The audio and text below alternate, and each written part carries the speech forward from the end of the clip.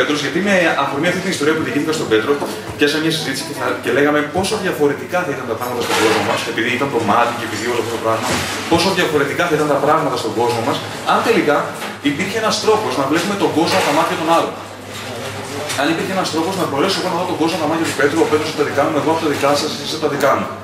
Τότε μάλλον ο κόσμος θα ήταν ένα πολύ διαφορετικό μέρος. Οπότε το μήνυμά μας, αυτό που τρέχει πίσω από αυτό που θα σας δείξουμε σήμερα, είναι η σκέψη προς αυτή την κατεύθυνση. Ένας κόσμος ειδωμένος από τα μάτια των άλλων και όχι από τα δικά μας μάτια. Και έτσι, Πέτρο, περάσαμε 20 μέρες κάνοντας τι?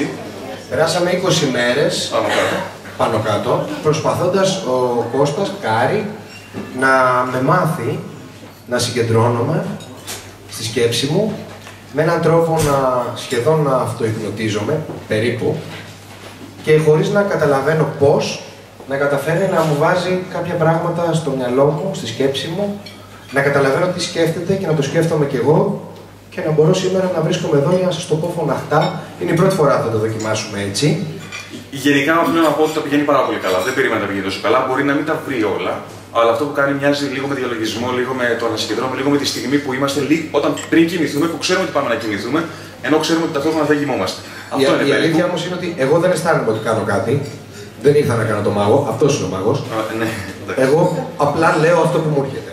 Ωραία, οπότε κάπως έτσι θα πάει. Θα χρειαστούμε τη βοήθεια κάποιον από εσάς. Θα έχει ενδιαφέρον. Πρέπει να σας δώσω μερικά πράγματα πριν ξεκινήσουμε. Ναι, πρέπει να διαλέξουμε κάποιους ανθρώπους τελείως στην τύχη. Ποιος θέλει να το κρατήσει, ποιος έχει αρκετά καλά μάτια και τα γράμματα είναι μικρά.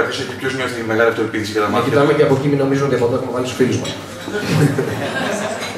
Θα το κρατήσετε, έχετε για καλό φως. Μπορεί να το χρειαστούμε αργότερα.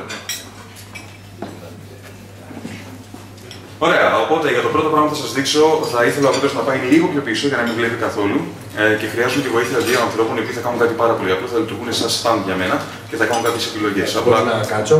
Ναι, λίγο πιο πίσω, κάτσε και θα δέσουμε και τα μάτια σου για να μην βλέπεις τίποτα. Ωραία, οπότε υπάρχουν δύο άνθρωποι που έχουν φάει, που δεν τρώνε και θέλουν να έρθουν, θα κάνουν κάτι πάρα πολύ απλό. Όλοι τώρα το παίζουν αόρατοι, όχι, εγώ δεν υπάρχω. Θα μου κάνετε τη χάρη, θα έρθετε. Σας μιλάω. Να έρθει εκεί ο κύριος εκεί. Ποιος είναι? Ο κύριος που μου είπε ότι έβαλε γκολ Ολυμπιακός. Ωραία, ο κύριος να έρθει, ελάτε, κάντε ένα βήμα και σας παρακαλώ. Ο κύριος από το πάνω που είναι το κρασί, ελάτε και εσείς που κάνετε ότι με βλέπετε και δεν με ακούτε. Είναι πολύ απλό, ελάτε. Πάμε και μια κυρία. Ναι, άμα θέλει, υπάρχει κυρία, αλλά καμία δεν σημαίνει το χέρι. Μια κυρία θέλει να έρθει πάνω. Ελάτε, μην τρέπεστε. Σας είδαμε, όλοι σας είδαμε. Εδώ σε λίγο κύριο Καπνό, δεν είναι καθόλου αυτή η θέση.